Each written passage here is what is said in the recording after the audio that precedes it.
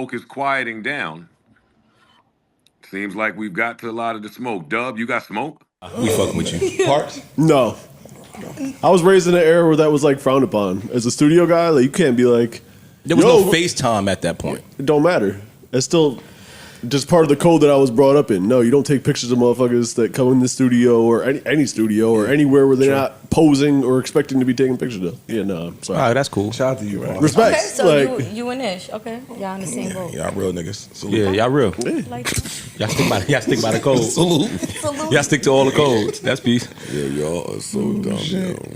Nah, that's some bad shit. Fly, damn, nigga, they made me forget my joke I was trying to make toward the morning. What the fuck we was I talking wish I about was before? here, man. FaceTime. FaceTime. Yo, that's my question for y'all. Who else for you? But for y'all, who's on that list for y'all? Like if they come up here, you gotta slow the FaceTime. You know, look. My sister loved. No, artists, not your mom. What's going on, y'all? We are back with the files. All right, so in this recent Patreon episode called Artist to Mogul, where Rod Wave was in there, okay, the conversation took a left into something deeper than just studio talk. It turned into a debate about etiquette, manhood, and respecting the code. Okay, now this started with Parks. And y'all know when Parks speaks on anything studio related, it's like the principal walking into the class, okay? He said straight up, I was raised in an era where that was frowned upon as a studio guy. Then he doubled down. It's still just a part of the code that I was brought up in. No, you do not take pictures of mother effers that come in this studio or any studio or anywhere they aren't anywhere they aren't posing or taking pictures at. All right, Parks was on it. That's not just a quote. That's Parks laying down the law. He's speaking from the position of a guy who's seen the business from behind the boards. He's engineered for legends. He's seen what privacy means to artists, and he doesn't play when it comes to that studio etiquette. For Parks, that's a boundary, you know what I'm saying, a sacred place. It's not about clout, not about content, not about look who I'm with. All right? He's the kind of dude that believes your phone should stay in your pocket unless somebody gives you permission. That's his code. But here's where things get interesting.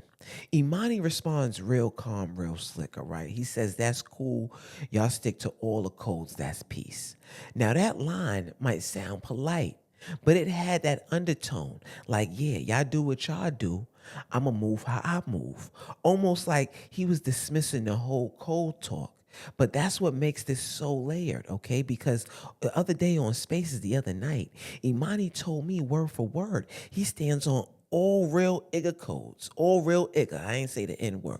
All real IGA codes. He said he stand on those, all right? And he said we've never seen him break one. And to be fair, I don't know. I haven't. Imani wants people to think he's always moved solid. He's always carried himself with respect, never chased the fame side of things. And when you put that up against what Parks said, you got to think, is it real IGA behavior to be hype over an artist?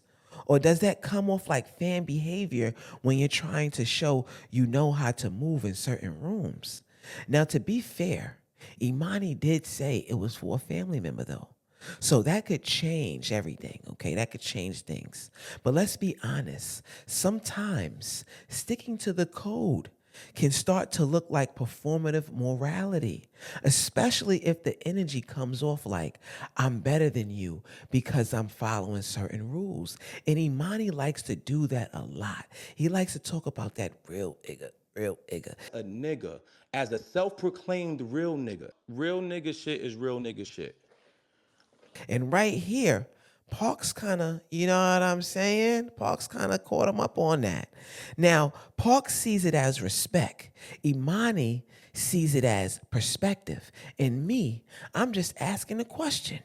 Does being a real IGA mean you never act like a fan? Or is admiration allowed when it's genuine? Because in the artist to mogul convo, it wasn't just about pictures in the studio or FaceTimes. It was about how men view themselves in the presence of greatness. And low key, I think that's what rubbed Parks the wrong way.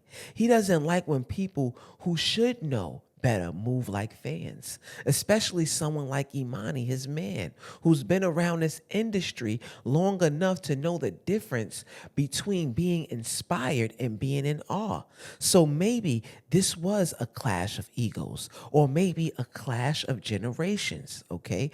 Parks is representing the guardians of the code, and Imani is representing the freedom to move how you want and stand on it.